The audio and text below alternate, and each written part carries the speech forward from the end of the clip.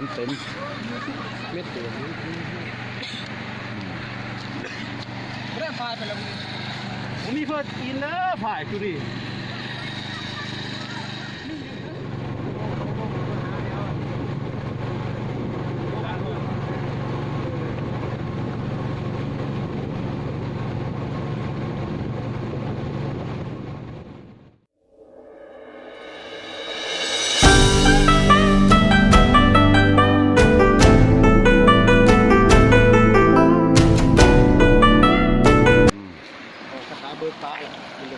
อาหารแรงมาเนี่ย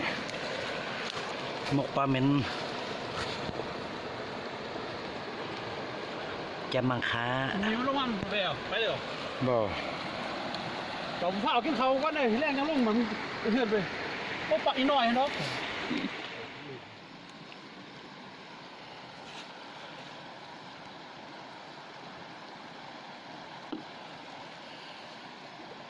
รู้จะได้ขึ้นสมีดาแล้ว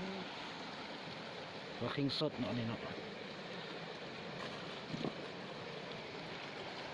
ปลายังไม่ทันได้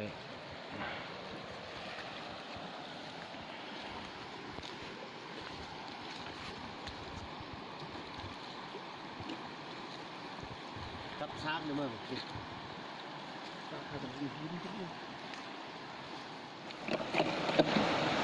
อันนี้หน่อยพี่เห็ดเนาะ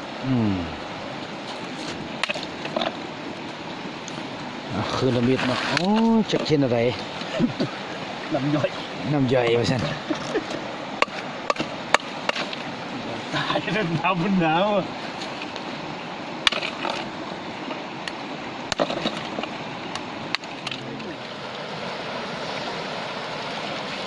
ใช่ครับปลาเรือถังได้ยางเนาะโอเค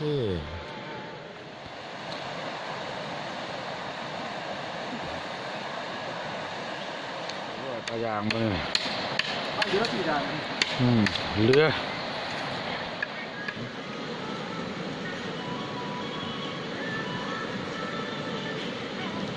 พอล้ำนี่คือ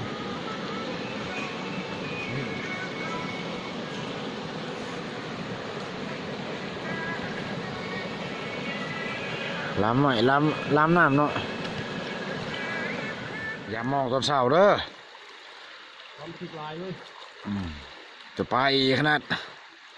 มันวะโอ้ยหาโต้ตัวนี้นะออก2 โต้ชั่วโมงน้องไปเกิดนั่นเอามาพี่เลยมัน10 โมงเขาได้มายามสุดท้ายว่าดิถุงเชื่อไปเชื่อกันไปเลยแล้วต่อไปคิดแม่ชีวิต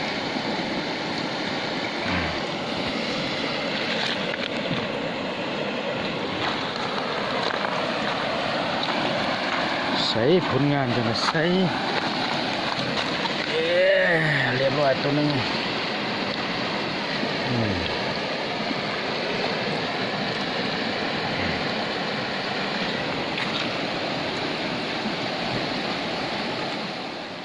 ้องว่าเธอเตะใหม่เอาผลงานของมองวันนี้เนาะก็พอได้กินอยู่บรรดาฐานบรรดาสหายเอาอันพดมือเสื้อนั่นพดจำนวนนึงแล้วอันนี้ก็ทีเซอร์คือเดียว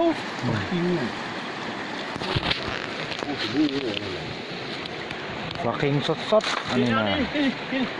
ก็เต็มถังเนาะโมนี่บุ้งโอ้อันนี้มีปลาบังเลยเห็ดปลาบังเลย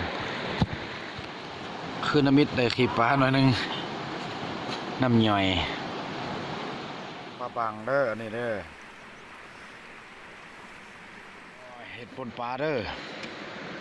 เซฟตี้เนาะมันนี่เนาะกินสักครึ่งนึงยังนะคะ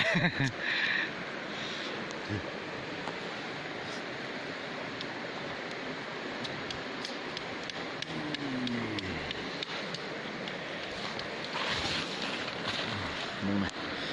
โดนยามาซาเลยสำเร็จบ้านนี่นะโอ้อาหารดีแท้มันนี่นะ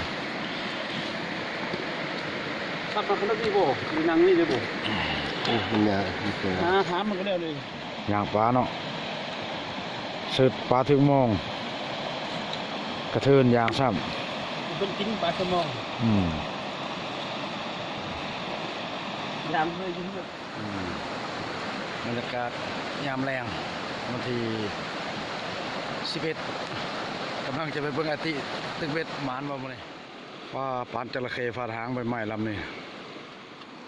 ทำมาหงกับปิ่งปลาเนาะมื้อนี้กินใจ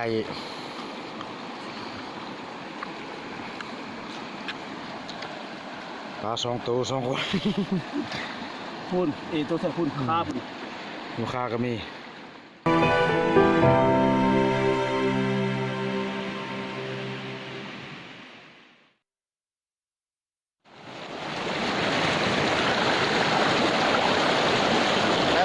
ได้มาน่ะ นี่ก็ซื้อมาใหม่นี่ฮักบ้าน ย่างตึกเบ็ดงามออมเลยมื้อนี้น่ะมันเป็นมือกองไอ้ติ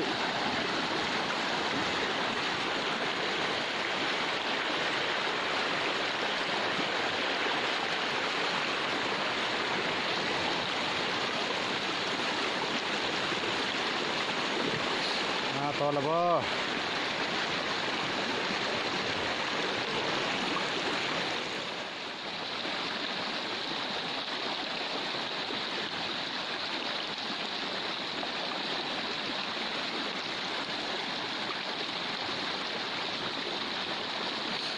ปลาคือเก่ามื้อนี้น่ะน้ำแอดก็มีหอดปลานิลอันดับต่อมาปลาคิงไม่ได้หัวยานลาดดีดับชื่อสองเดือนใส่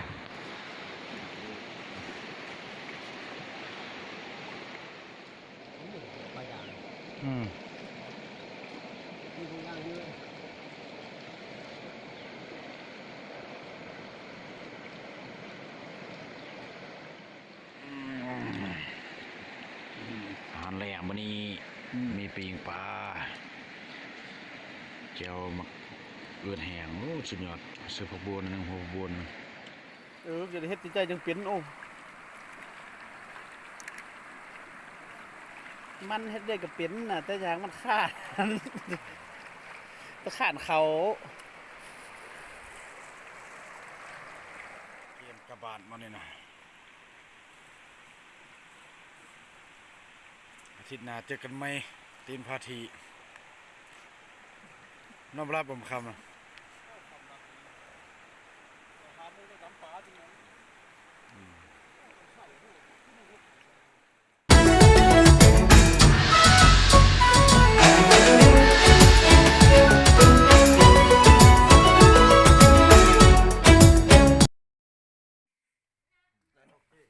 เฮ็ดดิ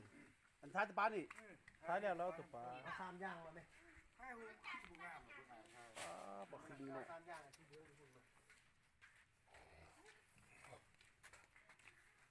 สั่งเลย